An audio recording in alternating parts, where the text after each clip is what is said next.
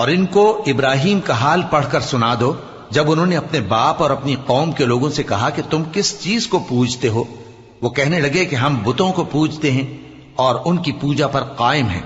ابراہیم نے کہا کہ جب تم ان کو پکارتے ہو تو کیا یہ تمہاری آواز سنتے ہیں یا تمہیں کچھ فائدہ دے سکتے یا نقصان پہنچا سکتے ہیں؟ انہوں نے کہا نہیں، بلکہ ہم نے اپنے باپ دادا کو اسی طرح کرتے دیکھا ہے۔ ابراہیم نے کہا کیا تم نے دیکھا کہ جن کو تم پوجتے رہے ہو تم بھی اور تمہارے اگلے باپ دادا بھی، تو وہ میرے دشمن ہیں، مگر رب العالمین میرا دوست ہے۔ جس نے مجھے پیدا کیا ہے سو وہی مجھے رستہ دکھاتا ہے، اور وہ جو مجھے کھلاتا اور پلاتا ہے، اور جب میں بیمار پڑتا ہوں تو مجھے شفا بخشتا ہے، اور وہ جو مجھے موت دے گا اور پھر زندہ کرے گا، اور وہ جس سے میں امید رکھتا ہوں کہ قیامت کے دن میرا قصور بخشے گا۔